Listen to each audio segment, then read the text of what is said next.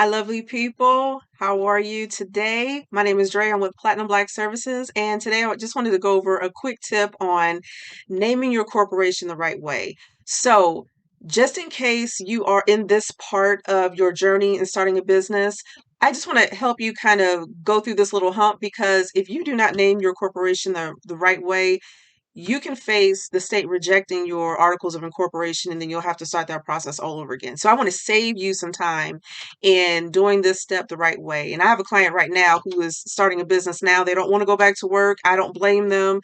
We've had a year home, working from home during COVID. And, the new norm is starting to set in where a lot of people just want to work for themselves. They don't want to go back to an office and work for an employee and punch a clock in. Who can blame them? I'm one of them. So let's jump right into it. So, again, a quick introduction. My name is Dreya. Hey, I'm with Platinum Black Services. I have been running this company for the past, I want to say 15, 20 years. Started off doing bookkeeping for various clients in various industries. And then I wanted to kind of help out people on a more larger scale in starting a business. That's my passion. That's what I like to do, including I've owned a couple of other businesses in the past. And again, my mission is to help you start a business quickly and find profitable income streams because that's what it's about. You want to support yourself, you want to be happy, and you want to get your time back. All right. So my goal today is to help you do three things. And that is to help you name your corporation appropriately according to the state regulations. Each state has its own rules and requirements to follow. To learn where to go online in order to see if your business name is available to use within your state. And last, how, to do a business name search within your state. Now, as we go on, I first want to stop and do a pause and go over kill some myths about starting a corporation because I'm pretty sure a lot of you have weighed the options of starting an LLC versus a corporation. And either one, to be honest, is great to do. My only thing is an LLC is basically considered a disregarded entity in the eyes of the federal government. It's not a bad thing, but there are just some tax advantages and things that you don't get to have as an LLC versus a corporation unless you started an LLC and claimed to be a corporation or to be treated and taxed as a corporation, which I don't know. To me, it sounds kind of silly. You might as well just go ahead and be a corporation. That's just my personal opinion. But again, there's no right or wrong reason, and it still works out in the end, depending on, what you do and what you choose. So the first myth killer is you don't need, you might think you need a lot of money, but you don't need a lot of money to start a corporation. Not at all. The key thing, though, to starting a corporation is you just got to be very organized, especially from the beginning. So you're going to have corporate documents like articles of incorporation, your bylaws, and shareholders agreements, things like that. You want to just be very, very organized with those. Those are so important for tax season, tax time. And, hopefully you're not audited, but in case you are, you want to have those forms on hand and in order.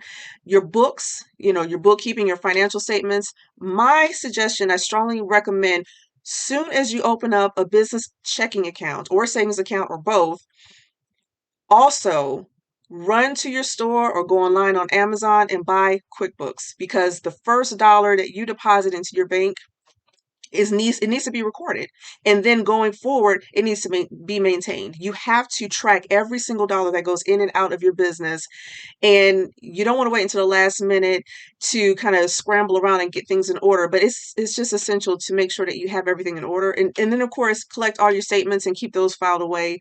The goal is, or the requirement is to keep things on file for 7 years, at least 7 years. And then receipts. And of course, that's where your tax deductions come in. You want to make sure that you're saving a receipt for any and every expense business related and that qualifies as a tax deduction for your business. The next myth killer is you are not required to pay dividends. I think a lot of people decide to go the LLC route is because if I go the corporation route, oh, I'll be taxed twice. And that's not true because corporations, yes, they do pay dividends, but they're not required to pay dividends. That's just an incentive, which is used to kind of keep shareholders investing, pouring capital into the company, keeping it going.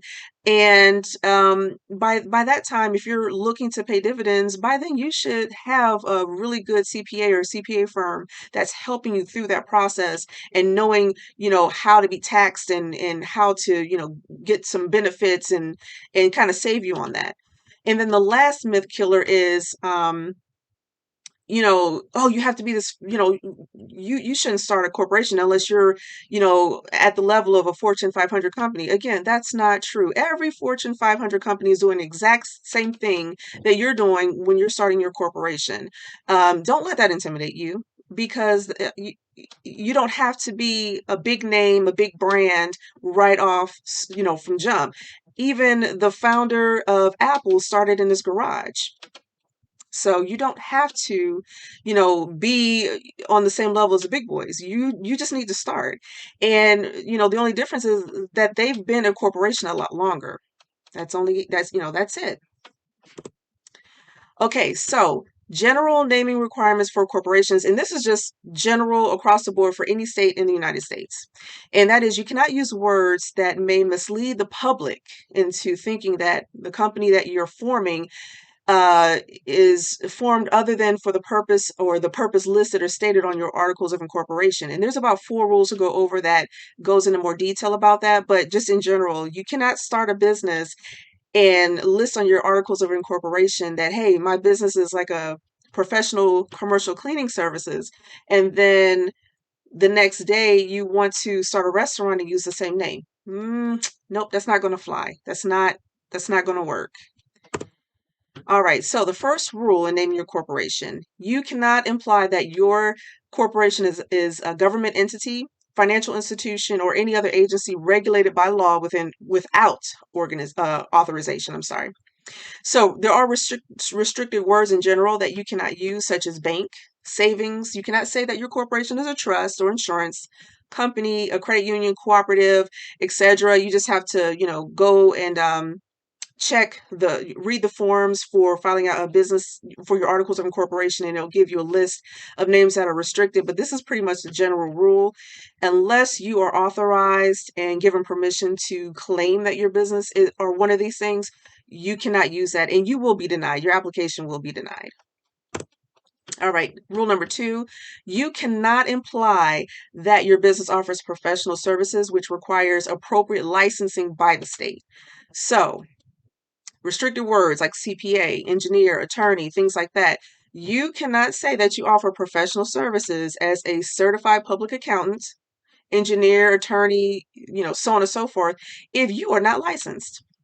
Point blank, period. You cannot do that. That's illegal.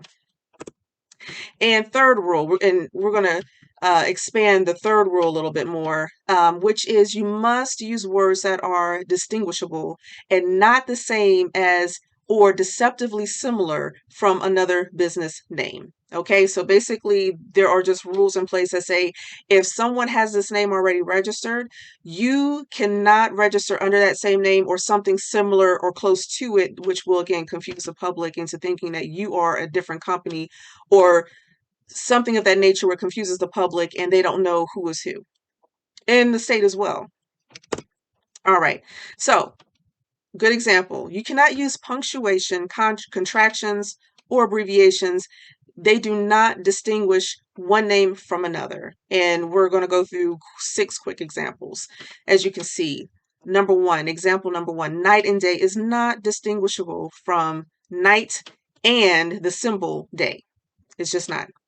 Number 2, Hill Supermarket is not distinguishable from Hills with apostrophe S supermarket. Still very, very similar, very close. Number 3, play, kind of like an abbreviation, P.L.A.Y. Inc.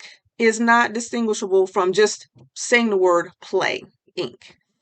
Number 4, barnstormers is not distinguishable, from barnstormers with barn-stormers. Same thing. The state will not approve that name for you.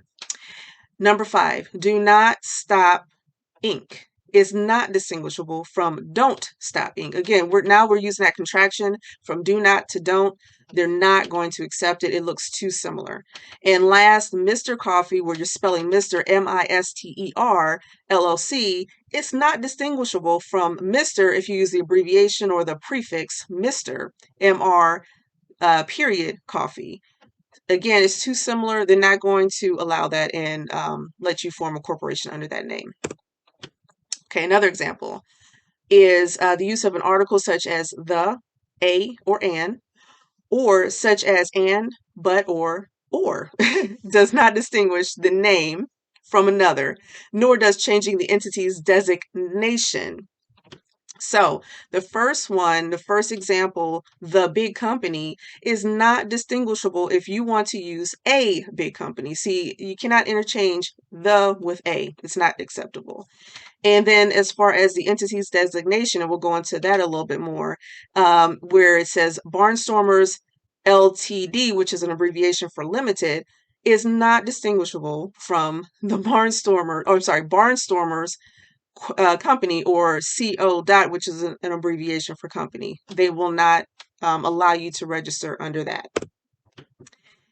All right, so what can be used to distinguish the name? So numbers. So numbers within a name can be used to distinguish one name from another if the number is formatted differently in each name, along with adding more letters. So following example, number 1, Roman Investments 2, which is of course the Roman numeral, II, or 2, is distinguishable from if you use Roman investments and then the number 2, and investments 2 if you spell out the word 2. So they look at that as, different enough, distinguishable enough to say, okay, we can have 2 or more companies be registered in the state, with that being the differentiator.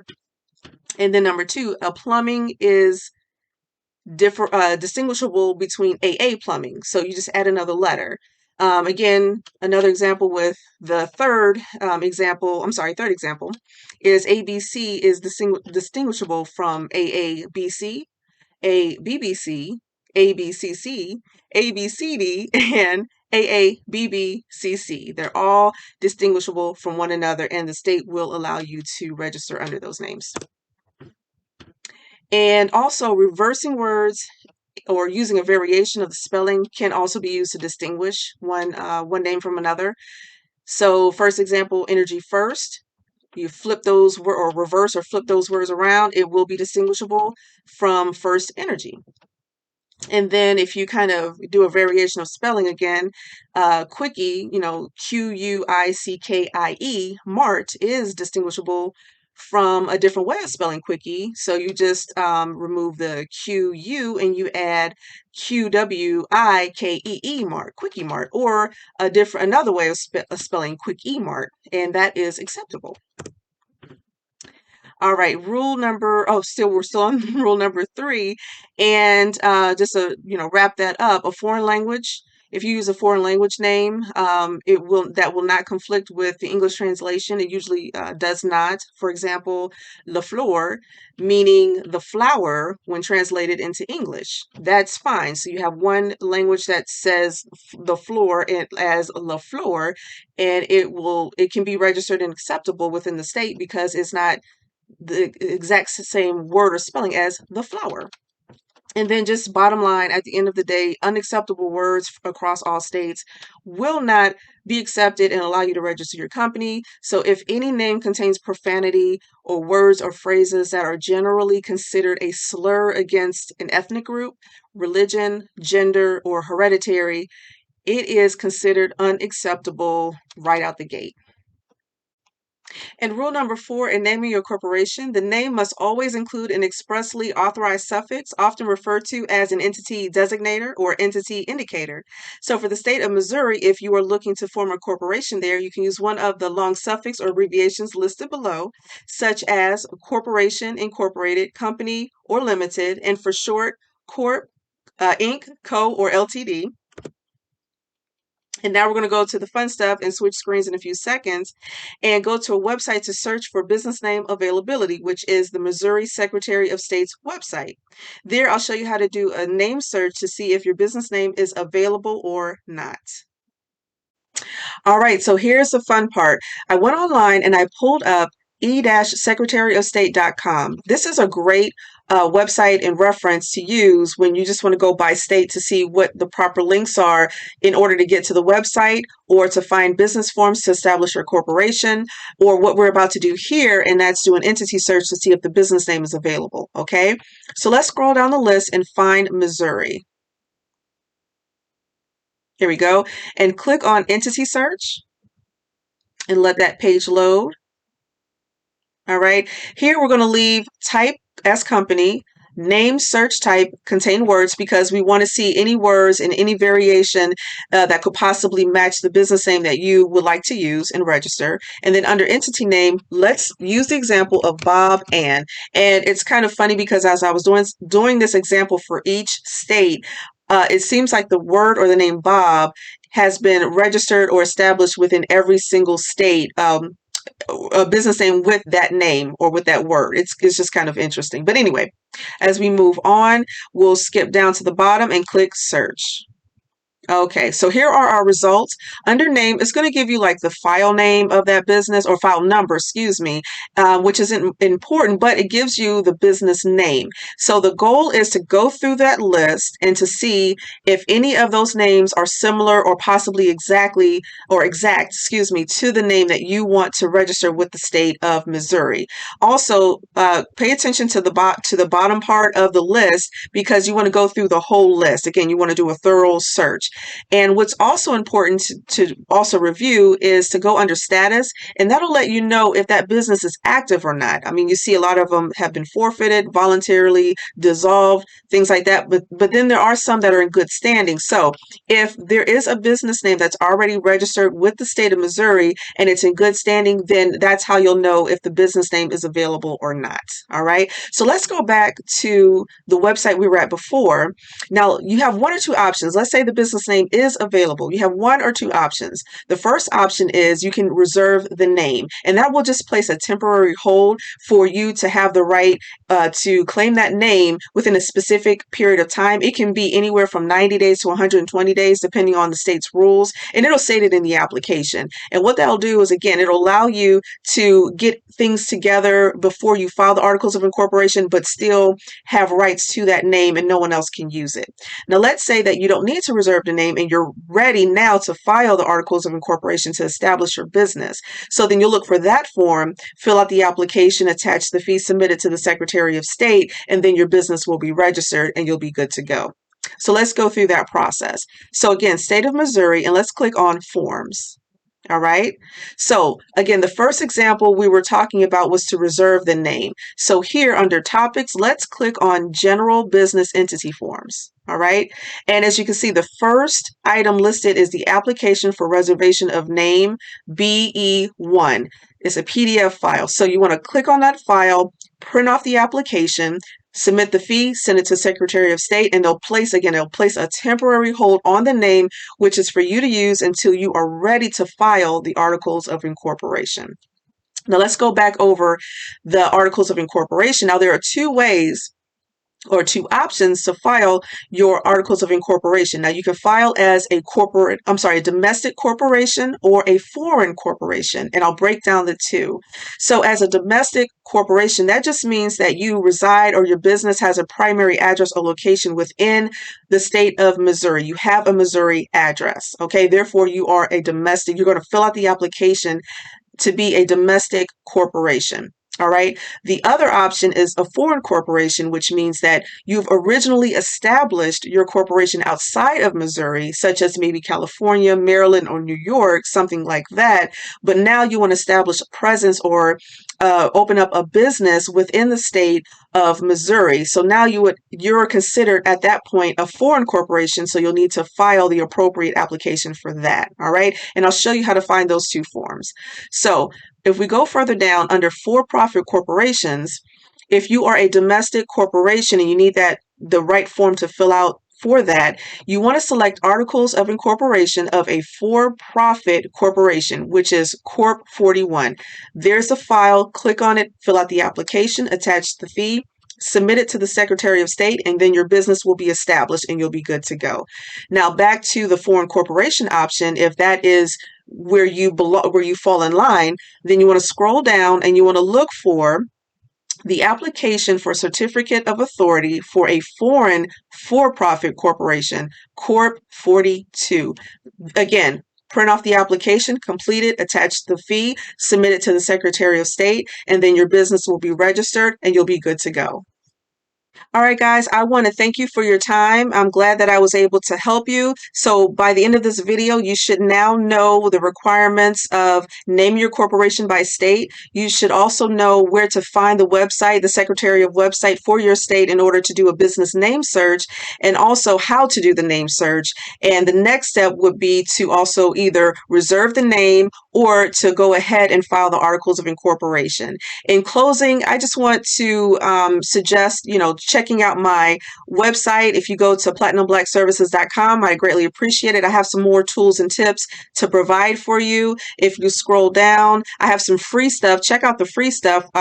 Items such as 7 things you need to maintain your corporate veil protection is a free webinar. Another free webinar, 9 legal corporate documents every corporation must have on hand. Also, a quick and dirty guide to corporation filing requirements is a free ebook.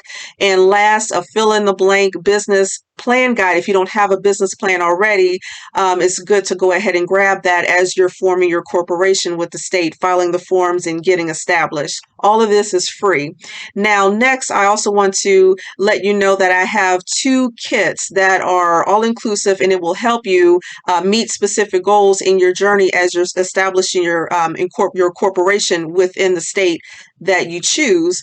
And the first one is the quick business kickoff, the Incorporator starter kit. And it's just a couple of files for $10. You get some really good checklists and files and forms to fill out that will help you cross all your T's and dot all your I's in the beginning stages of forming your corporation. If you need more information, more in-depth starter kit that also provides your articles of incorporation, your corporate bylaws, shareholders agreements, shareholder certificate, dissolution forms. I have a really great comprehensive package. It's professional. The forms are in Word and PDF, so you can immediately download them, customize them, add your logo, and use them as needed and fill in the information that is customized to your situation.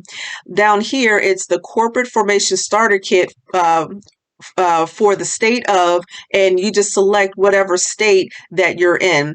Right now, I have a special offer. It's if you use the code START NOW, you'll get $60 off. Currently, a kit is $99. You receive over 150 forms. Again, they're all downloadable and easy and quick to use. But right now, with $60 off, I'm giving you a discount of $39. And you can get started right away. So I hope you enjoyed this video. I hope that you've learned what you needed to learn or what needed to know in order to do a business name search for your corporation, and also how to reserve the name or to go ahead and file the Articles of Incorporation, depending on if you are a domestic corporation or foreign corporation. Thanks again for watching, and I'll talk to you soon.